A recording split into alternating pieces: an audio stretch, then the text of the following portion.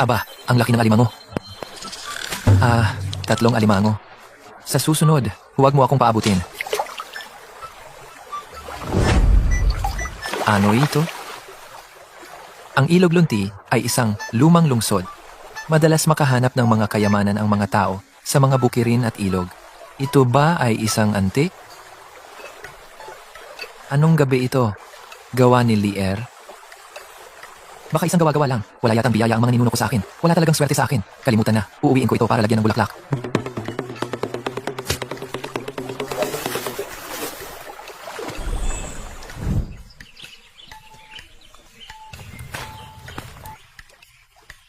Anak, ang galing mo. Nakahuli ka na ng kalahating basket ng alimango. Ang sarap ng mga alimango na ito. Magluluto ako sa iyo ng lugaw na may alimango mamaya. Makakatulong ito para lumakas si Ethan. Magaling?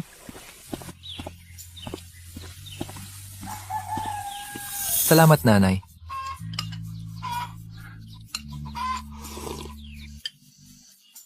Nanay, bumebenta ba ng mabuti ang mga paso ng halaman? Ngayon, Ang tatay mo, nagpapakaabala lang siya. Naglalaro sa mga walang kwentang bagay. Paano kung may magustuhan ang mga iyon? Oo, tama. tapos na akong kumain. Magpahinga ka sa kwarto mo. Kami ng tatay mo ang maghuhugas ng pinggan.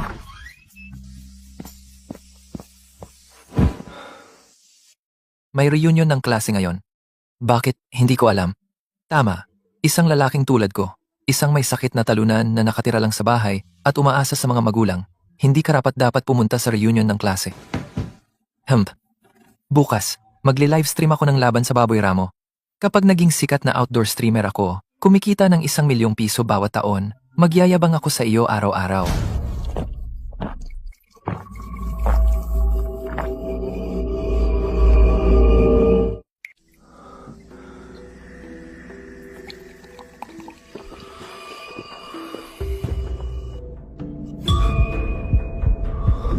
Hindi ba ito ang bote na nakita ko sa ilog ngayon? Yung ginagamit ko para sa mga bulaklak? Kakaiba, ang laman ng boteng ito ay tubig lang galing sa gripo. Bakit ang pag-inom nito ay nagbibigay sa akin ng pakiramdam na kaya kong patumbahin ang baka sa isang suntok? Buwisit, muntik ko nang makalimutang diligan ito.